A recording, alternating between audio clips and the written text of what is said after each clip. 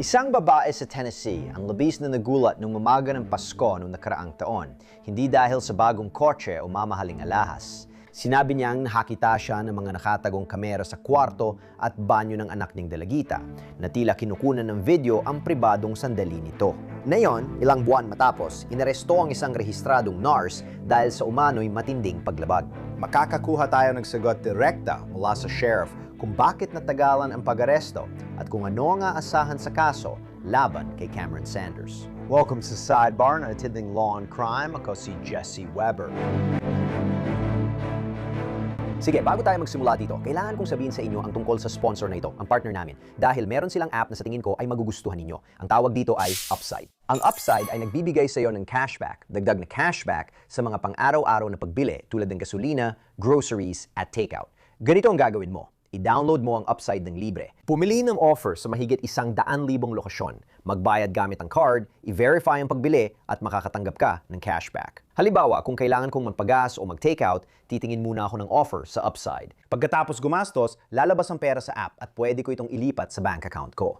Karaniwang nakakakuha ng $254 pabalik bawat taon ang mga madalas gumamit ng Upside. Para makakuha ng cashback, i-click ang link sa description o i-scan ang QR code. Siguraduhin mong gamitin ang promo code na Sidebar dahil makakakuha ka ng dagdag na 25 sentimo na bonus sa bawat galon sa iyong unang tangke ng gasolina. Si Cameron Sanders na 33 taong gulang ay isang NARS sa Tennessee. Sabi ng lahat, mahusay siya sa trabaho niya. Noong 2020, habang nagtatrabaho sa Baptist Memorial Hospital sa Memphis, ginawaran siya ng Daisy Award bilang pagkilala sa natatanging NARS. Sa Facebook page niya, sinabi ni Sanders na nagtatrabaho siya sa Jackson-Madison County General Hospital sa Jackson. Hindi malinaw kung ito ang huling trabaho niya bilang NARS. Sa halip na makatanggap ng mga parangal ngayon, siya ngayon ang laman ng balita dahil sa ibang dahilan. Naresto siya at inakusahan ng palihim na pagre-record sa anak ng babaeng kasama niyang nakatira. Sabi ng mga investigador, nakita nila ang libu-libong larawan ng pang-aabusong sexual sa bata sa kanyang telepono. Humingi kami ng kopya ng affidavit laban kay Sanders sa Tipton County Court para makuha pa ang detalye ng kaso. Ipinapakita na nagsimula ang investigasyon noong Pasko noong nakaraang taon nang kontakin ng ina ng biktima ang Tipton County Sheriff's Office matapos makita ang mga Wi-Fi live streaming video outlet sa kwarto at banyo ng kanyang 15 anyos na anak na babae. Ayon sa sinabi niya sa mga deputy, tinanggal niya ang mga device nang mapansin niyang may camera pero sinabi niyang walang SD card sa mga slot nito. Ayon sa affidavit, wala sina Sanders at ang dalagita sa bahay nun. Sinubukan ng mga deputy na kontakin siya ng ilang oras bago siya nahanap sa bahay ng kanyang ama. Kinuha ang kanyang cellphone bilang ebidensya. Kakila-kilabot daw ang natuklasan nila sa device na iyon. Isang miyembro ng Office of Safety and Homeland Security ng Tennessee ang nagsagawa ng digital extraction. At ayon sa affidavit, ang cellphone ay naglalaman ng mahigit 500 gigabytes ng raw data, kabilang ang mga larawan at video. Umano'y natagpuan sa device na yon ng mahigit 116,000 hubad na larawan at mahigit 4,000 hubad na video. At sa mga yon, halos 10,000 larawan at video ang pinaghihinala ang CSAM o Child Sexual Abuse Material. Malawak ang sakop niyan at kung totoo ang mga paratang, nakakabigla talaga. Tatalakayin ko ang mga tanong gaya ng gaano katagal ng material, paano ito naipon, tungkol lang ba ito sa 15 anyos o may iba pang tao, naabisuhan ba sila? Marami akong tanong sa mga paratang na ito. Ngayon, humingi rin ng tulong ang mga detective sa Tennessee Bureau of Investigation, TBI. Ayon sa affidavit, natuklasan sa paunang investigasyon ng espesyal na ahente ang 10 video ng 15 anyos na biktima habang naliligo at mahigit 2,000 larawan at video ng tinawag na unlawful photography. Bilang bahagi ng investigasyon, kinausap ng mga ahente ang diumano'y biktima. At sasabihin ko sa iyo, dito na nagkaroon ng panibagong takbo ang mga pangyayari. Ayon sa affidavit, sa forensic interview noong Marso 2026, kinumpirma ng biktima na may nakatagong kamera sa kanyang silid-tulugan at banyo sa bahay ni Cameron Sanders. Dagdag pa rito, sinabi niya noong 13-14 taong gulang siya. Binigyan siya ni Cameron ng iPad na dapat manatili sa bahay ni Cameron. Sinabi niya na inaayos nila ang Apple ID sa iPad na umalis si Cameron at iniwang nakalock sa tabi niya sa sofa. Binigyan siya ni Cameron ng passcode, binuksan niya ang tablet at nakita ang hubad na larawan ni Cameron. Sabi niya, agad niyang nilock at inilapag ang iPad.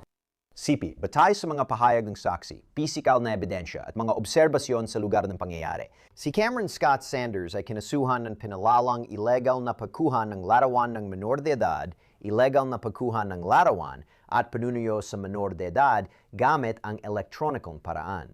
Dahil dito, inaresto ng mga deputy si Sanders gamit ang felony warrant numero 31. Makalipas ang ilang buwan, nagsilbi sila ng search warrant sa kanyang bahay ayon sa press release ng sheriff at record ng Tipton County Court. Si Sanders ay kinasuhan din ng pag-iingat ng Schedule 2 na ipinagbabawal na gamot gaya ng morphine at hydromorphone na opioid para sa paggamot ng sakit. Pag-ingat ng Schedule 4 na gamot tulad ng Xanax at Marrazepam at illegal na baril habang gumagawa ng mapanganib na krimen. Ayon sa opisina ng sheriff, nakakita sila ng 8 baril na nakatabi sa mga gamot na ito. At ayon sa sheriff, ang NARS ay nakakulong ngayon na may piyansang $250,000. Sa Facebook post, sinabi ng sheriff, ilalabas na natin ito. Hindi ko alam saan magsisimula. Ang mga paratang sa kasong ito ay lubang nakababahala at tumatama sa pinakapuso ng tungkulin nating protektahan ang mga bata at kabataan. Ang anumang pagsasamantala sa kanila ay kasuklam-suklam. Ang katotohanang si Sanders ay nagtatrabaho sa isang propesyon na pinagkakatiwala ang mag-alaga ng iba ay lalong nagpapabigat sa mga paratang na ito. Naway magsilbing paalala ito na ang mga nananamantala o umaabuso sa ating mga bata ay walang lugar sa ating mga komunidad. Gagamitin namin lahat ng resources para protektahan ang mga bata at panagutin ang may sala. Ngayon, gusto kong marinig mula sa lalaki mismo. Kasama ko ngayon si Sheriff Shannon Beasley upang pag-usapan ang napakabahalang kasong ito. Magandang makita kayo, Gino. Una sa lahat, dito muna tayo magsimula. Kumusta na po ang kalagayan ng Maginasa ngayon? Alam nyo, malinaw na naging biktima sila ng buong pangyayaring ito. Pero sa totoo lang, ay maayos naman ang kanilang kalagayan. May suporta at sila ay masaya. Kapag sinabi kong masaya, tungkol yon sa pagsasampa ng kaso. Nakikikita nila na umuusad ng kasong ito at ang mga ebidensyang nakuha natin hanggang ngayon. Kaya bukod sa pagiging biktima ng pinagdaanan nila, naging magagaling silang taga-suporta at maayos ang naging pagtutulungan namin sa kanila. Lubos pa silang nabigla? Ibig kong sabihin kung totoo ang mga paratang na ito at ang inaakusa sa kanya, lubos ba itong ikinagulat nila? May nakita ba silang anumang palatandaan na ganito ang mangyayari? Hindi, wala silang kahit anong indikasyon. Hanggang sa maginalang ina nang may mga bagay na naihatid sa bahay na mukhang mga electrical outlet. At nalaman nilang mga kamera pala yon na ikinabit ng pinaghihinalaan natin sa banyo at kwarto ng 15 anyos na babae. May palatandaan ba kung paano niya nagawa at na-set up lahat ito nang hindi nahuli agad? Oo, sa tingin ko madali lang gawin yon. Palitan lang ang takip ng saksakan. Kaunting oras lang kailangan. Ang mga ganitong klase ng kamera ay may kakayahan sa Wi-Fi. Kaya wala nang ibang kailangan gawin kundi ikabit ito at ikonekta sa Wi-Fi dun sa bahay. Nagsalita ba si Sanders matapos siyang mahuli? Hindi, wala siyang sinabi. Kumuha siya ng abogado. Yan bang nangyari? Oo, ginawa niya. Pagkaumpisa pa lang ng interview at binasa namin sa kanya ang Miranda warnings, agad siyang humingi ng abogado. Pag-ugali ng tao, nagulat pa siya nung inaresto o parang kalmado at palaban pa? Hindi talaga siya nagulat. Siguro dahil nagsimula na ito nung umaga ng Pasko na nakaraang taon. At yung mga pulis na unang rumispan sa tawag ay nakuha agad ang cellphone niya noon. Kaya sa tingin ko, alam na niya kung ano ang laman ng cellphone na yon. Alam niya kung ano ang nasa cellphone. At alam niyang malamang makukuha namin yon. Kaya tingin ko, hindi na siya nagulat na inaresto siya kung tutuusin. Gusto ko sanang linawin mo ang isang bagay. Para sa mga nanonood o nakikinig na baka maraming tanong, kasi sinasabi nila, teka lang, bakit daw ang tagal mula nung i-report ng nanay ng teenager ang mga kamera hanggang sa maaresto si Sanders? Pwede mo bang ipaliwanag kung bakit nagkaroon ng delay? Pwede mo bang ipaliwanag kung ano ang nangyayari sa likod ng mga pangyayari? Tulad ng sabi ko, umaga ng Pasko noong nakaraang taon ito. Nangyari. At na yun lang lumalabas. Pero ang dahilan dyan, may ilang bagay. Una, kailangan naming kumuha ng search warrant para mabuksan ang kanyang telepono. Nang maisagawa ang search warrant, ginawa ito sa tulong ng Homeland Security. At nang nagsimula kaming makita kung gaano karami, hindi lang, malinaw naman. Hindi lang ito tungkol sa 15 anyos.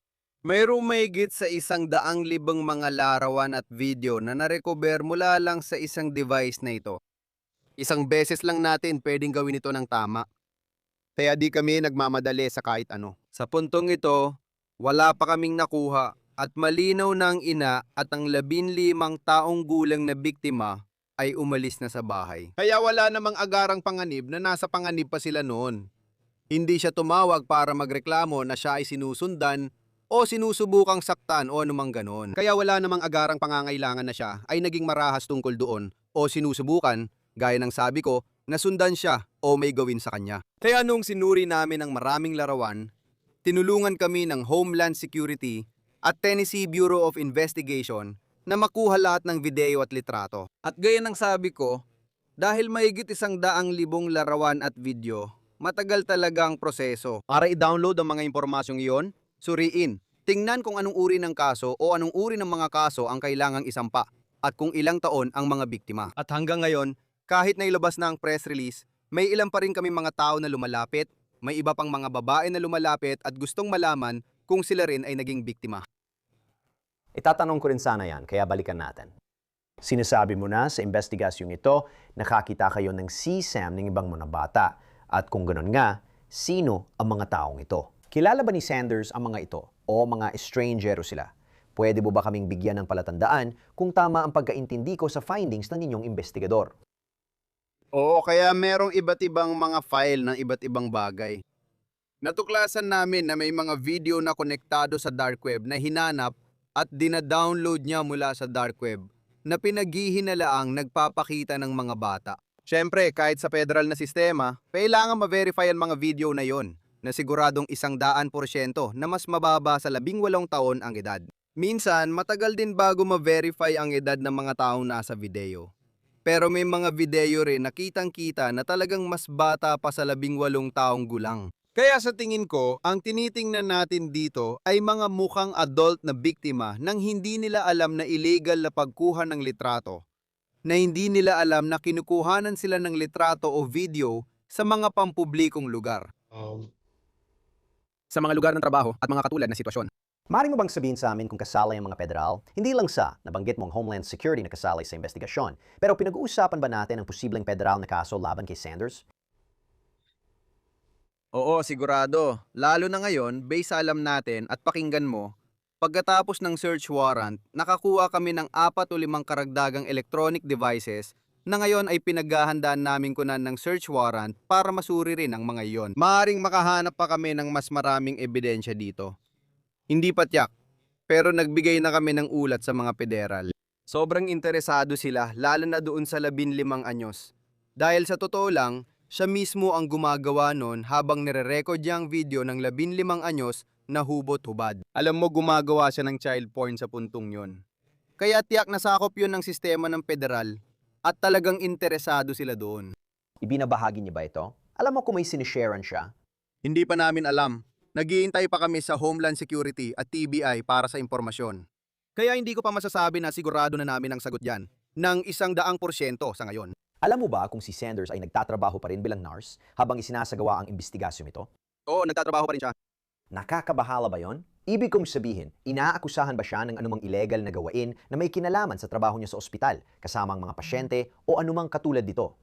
Sa tingin ko, ilan sa mga tumawag matapos ang press release ay mga katrabaho niya na nais lang malaman ang nangyayari. Mulay, wala silang alam, pero gusto nilang malaman. Kaya sinusubukan naming dumaan sa libu-libong mga larawan para matukoy kung sila ba ay posibleng suspect. Ibig kong sabihin, biktima. Ginagamit namin ang TBI at Homeland Security, pati facial recognition para tumulong sa amin. Kaya alam mo, matagal-tagal pang uusad ang kasong ito. Pero pagdating sa lugar ng trabaho, hindi ko eksaktong alam kung ilang larawan o anong klase ng mga larawan. Ang alam ko lang, hindi ko pa nakita ang alinman doon. Ayon sa pagkakaintindi ko, may ilang larawan mula sa trabaho. Alam mo, ang isang bagay tungkol sa ating larangan ng medisina ay parang kahit saan. Isang bulok na mansanas lang, lahat nadadamay, di ba? Pero sinusuportahan namin ang aming larangan ng medisina, ang aming mga nurse. Hindi dapat madungisan ng insidenteng ito ang propesyon. Tama. Oo, hindi magandang tingnan. Naiintindihan ko yan. Pero hindi mahalaga kung ito man ay pagpapatupad ng batas, mga pare, o pagbabangko. Media. Pwede rin, alam mo yon, bawat propesyon ay may maliit na porsyento ng tao na magbibigay ng masamang imahe sa propesyong yon. Hindi pa sabihin ganoon ang buong propesyon. 100%. Tiyak na sigurado. Alam mo, ang employer niya ay mahaharap sa mahihirap na tanong tungkol sa mga patakaran sa pagkuha ng empleyado. Pero ibang usapan yon. Itatanong ko ito sa'yo. May palatandaan ka ba na masasabi sa amin kung ano raw ang laman ng kanyang device o mga device at gaano na ito katagal? Alam mo, mula ba ito sa nakaraang 2 taon, 3 taon, 5 taon, 10 taon? Nagiging isang tanong ito sa tingin ko at isang interesting na tanong. Kung totoo ang paratang, gaano na siya katagal nag-iipon o gumagawa ng material na ito? Alam mo, sa tingin ko, hindi ko pa personal na narinig kung hanggang kailan pa ito umaabot sa nakaraan.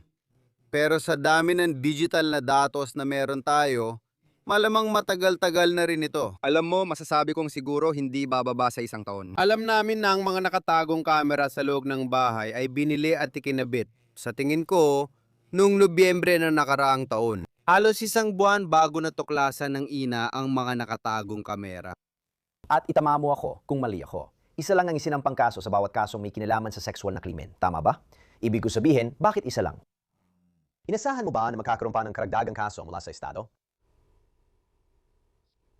Inasahan naming may mga karagdagang kaso pang isasampa. Ito ang unang hakbang ng proseso ng hudikatura para sa kanya. Ito ay isang bagay na sapat na ang mga larawan namin. Pakiramdam namin ay sapat na. Lalo na mula sa isang device na hawak namin noon, nakuha namin lahat ng impormasyon mula rito. Hayaan ninyong sabihin ko, sa sistemang federal at sa antas ng estado, maaaring madetermina ng dami ng larawan mo kung gaano kataas ang saklaw ng posibleng sentensya mo. Hindi kailangang eksakto. Halimbawa, pwede ka namin kasuhan ng 1,000 kaso ng child sex abuse o illegal na pagkuha ng litrato. Maaaring isang kaso lang ito at lahat saklaw depende sa dami ng larawan. Doon papasok ang mataas na antas ng sentensya. Dahil ito sa batas ng Tennessee ukol sa truth in sentencing, Ito ay sakop ng anumang kaso na may kinalaman sa bata, tulad nito, na pumapasok sa 100% na saklaw ng sentensya. Anumang sentensya ang ibigay sa kanya, maaring ang pagsilbihan ng buong 100% nito sa estado. At syempre, sa federal na sistema, 100% din talaga.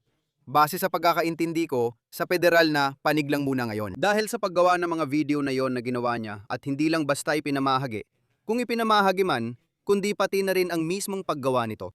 sa alam ko, humarap siya sa mga 30 taon sa federal na sistema. O alam mo na, ayon sa kanila. At paano naman kung sa mga kaso sa Estado na kinakaharap niya?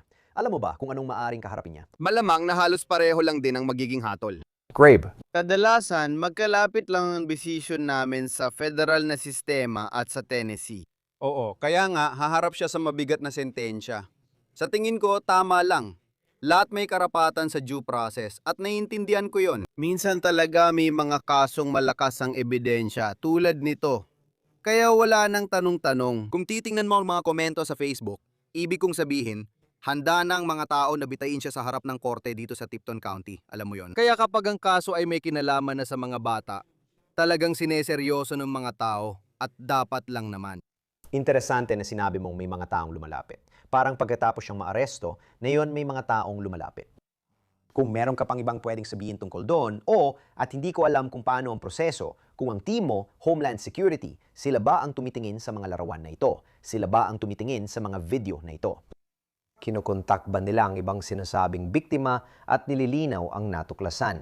Hindi ko alam ang proseso niyan.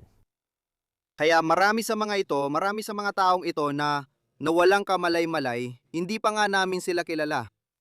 Kaya kailangan talaga ng facial recognition. Kaya ang lead detective namin, may mga babaeng tumawag na nag-aalala kung naging biktima sila, na hindi nila alam na biktima na pala sila. Hinihingi ng detective, pwede mo ba akong padalhan ng litrato para sa facial recognition? Ipapapasa natin ito sa Homeland Security at TBI para iproseso sa kanilang sistema at makita kung may tumutugma sa mga litrato o video. Sheriff, gusto ko lang tapusin ito sa mas makataong pananaw. Kayo ang bayani, mga tagapagpatupad ng batas na gumagawa ng kahangahangang trabaho at nakakakita ng pinakamasama. Kailangang panurin ang mga video, tingnan ang mga larawan at ituring na totoo ang mga paratang. Pero tandaan, si Sanders ay inosente hanggat hindi napatutunayang nagkasala. Pero sa pagsusuri sa mga material na ito, gaano kahirap para sa mga tagapagpatupad ng batas na tingnan at suriin ito? Hindi ka panipaniwalang mahirap. Alam mo, kapag napag-uusapan ng mga bata at sila'y nabibiktima ng ganitong krimen, naiintindihan ko na masama ang pangpatay. Pero halos wala nang mas masahol dito. Kapag kaya mong gawin at magkaroon ng mga bagay na ganyan, hawak at pagmamayari ng ganung material na may kinalaman sa mga bata. Pakinggan mo, marami ng larawan at hindi lang investigador natin, kundi pati Homeland Security at TBI, bawat kaso may biktima. At bawat kaso, kailangan pagdaanan ng mga investigador na ito. Kailangan nilang ihanda ang sarili nila para sa korte. Kailangan nilang maintindihan kung ano ang tinitingnan nila. At para lang makita ang mga larawang yon, alam mo, nagtrabaho na ako sa mga kasong ganyan bilang investigador. At walang mabuti tungkol dito. Mabigat ito sa'yo. Mabigat ito sa'yo. Maaari nitong maapektuhan ang iyong pag-iisip. Binabantayan namin ang mental health ng aming mga investigador, lalo na yung humahawak ng child porn o sexual abuse sa bata. Dahil sobrang nakaapekto ito. Mabigat at mahirap itong kaso para sa mga investigador na humahawak nito. Sheriff, salamat sa pagpunta at pagpapaliwanag nito. Salamat din sa mahusay na trabaho na ginagawa mo at ng iyong team. Talagang naipaliwanag mo ang hirap dito, pero malaking pagunlad ito. Sheriff Shannon Beasley, salamat sa oras at paliwanag mo sa Sidebar. Salamat sa pag-imbita sa akin. Pinahahalagaan ka namin. Iyan lang muna para sa inyo dito sa Sidebar. Salamat sa pagsama. Huwag kalimutang mag-subscribe sa YouTube, Apple Podcast, Spotify, o saan man kayo nakikinig ng podcast. Mapapanood nyo kami sa Peacock ng NBC. Sundan nyo ako sa X, Instagram, at sa Jesse Weber Live sa News Nation, Lunes-Biyernes, 11:00 PM Eastern, hanggang sa muli, mga kaibigan.